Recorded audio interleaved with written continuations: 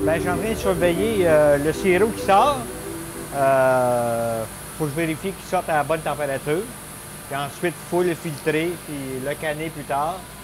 Puis aussi, il faut guetter les niveaux de nos réservoirs à l'extérieur. Il ne faut pas manquer d'eau.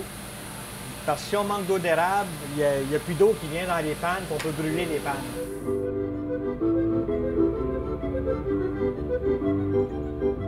On a marché les 2 premières années au bois. Ensuite, on a conversé à l'huile. Mais l'huile, c'est un combustible, il devenait pas mal coûteux. Donc là, le bois, ben, on n'a pas vraiment le temps de le faire, donc on a compensé pour la granule. On a entendu parler qu'il y a une compagnie qui existait au Québec qui fabriquait des poêles aux granules. Il y en a plusieurs ailleurs au Québec, mais ici en Outaouais, c'est le premier. Et puis il y a une vis sans fin en dessous qui amène la granule en avant au feu, ce qu'on appelle au brûleur. Puis aussi, le gros du bruit, c'est le ventilateur qui souffle sur la granule pour attiser le feu, puis envoyer le feu en arrière, chauffer la panne.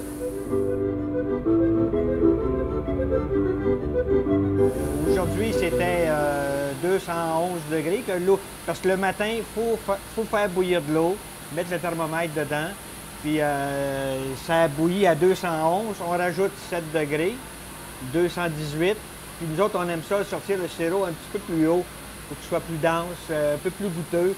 Donc, je l'ai mis à 218,5.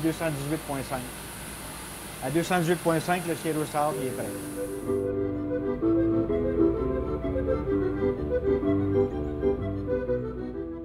L'ancienne méthode pour voir si le sirop est prêt, c'est ce que j'ai fait tantôt. Il faut prendre une louche, une pelle, on le trempe dans le sirop, puis quand ça casse comme un rideau, s'il n'est pas prêt, il est proche. Ça, c'est un truc de vieux. Aujourd'hui, les gens utilisent plus ça.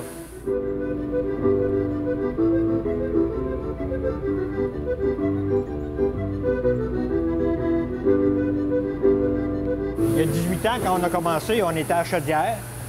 On récoltait jusqu'aux petites heures du matin. C'est la première fois qu'on utilisait l'équipement neuf. On a fait 22 4 litres.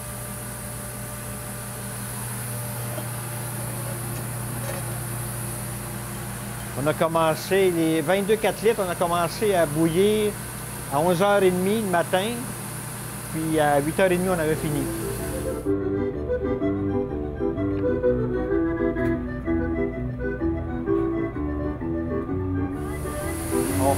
On fait à peu près tout ce qui peut se faire, là. On fait de la gelée d'érable, caramel à l'érable, beurre d'érable, on fait de la tire d'érable, sucre mou, pain de sucre, bonbons durs, bonbons fondants, on fait du sucre granulé, puis on fait des suçons.